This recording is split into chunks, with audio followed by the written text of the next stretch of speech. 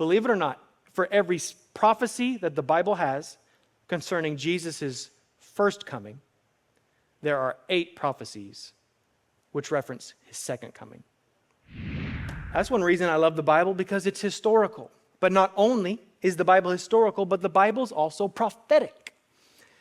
Justin Martyr once said, he said, to declare a thing shall come to pass long before it is being, and bring it to pass, this or nothing is the work of God.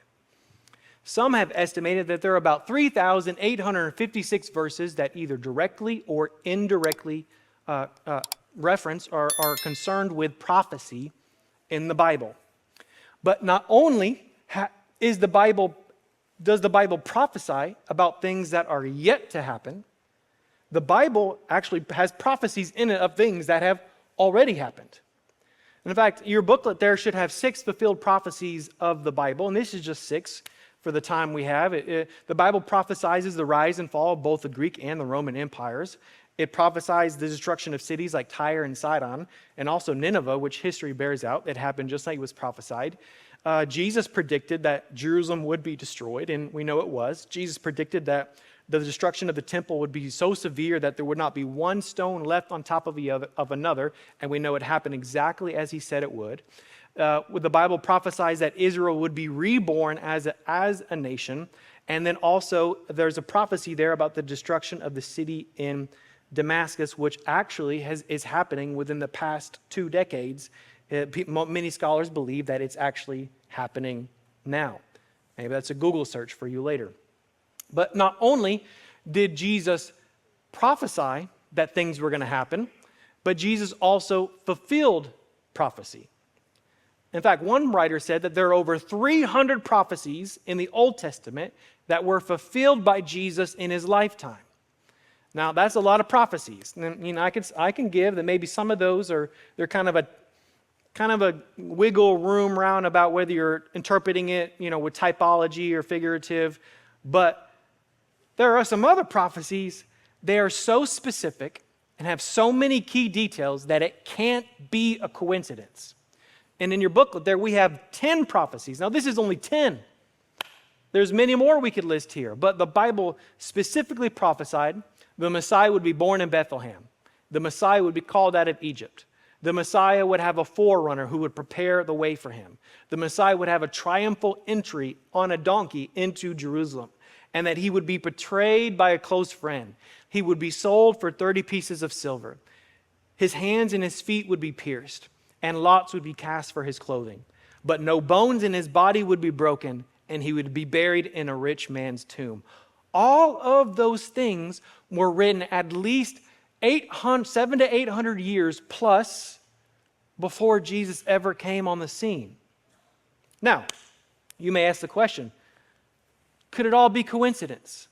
Could it all just be happenstance? Could it all just be the way the dice rolled and the way things landed that Jesus just happened to fulfill these things? Well, there was a professor at Westmont College named Roger Stone, and I'm only going to reference this study. If you have the PDF, you actually have a hyperlink where you can read more a detailed version of this, but we'll just hit the highlights here today. But Roger Stone calculated the probability of one man, just a happenstance, just coincidence, fulfilling the major prophecies made concerning the Messiah. And so he took 8. He said, let's just take 8 prophecies. What is the statistical probability that somebody would just happen to accidentally fulfill 8 prophecies? And through all the math calculations, and I encourage you, if you need to sleep one night, go read all of those math calculations there. But he figured out that the chances of one man fulfilling just 8 prophecies was 10 to the 17th power. Right? Here's this number written out here so you can see how many zeros it is. Now, our brains sometimes have a hard time comprehending how big that these numbers are. And so Roger Stone gave an illustration. He said, take silver dollar coins, and he said, spread them over the whole state of Texas. Now, if you've ever driven the width of Texas, you know that's a long ways. The whole state of Texas, and then he said, 2 feet deep. He said, and take one coin, mark it, and just somewhere, anywhere in the state, just randomly place that coin. And then blindfold somebody and tell them, just take off walking the whole state of Texas, bend over and pick one coin, and if that just happens to be the coin that you marked, that is the statistical probability that somebody would be born and just happen to fulfill only 8 prophecies. Jesus fulfilled much more than just 8. In fact, he did the same calculation and calculated, what if we went from 8 prophecies and we went over to 48 prophecies? Let's look at what that number looks like. And we know Jesus fulfilled more than 48 prophecies. And Roger Stone concluded, he said that any man who rejects Christ as the Son of God is rejecting a fact, proven perhaps more absolutely than any other fact in the world.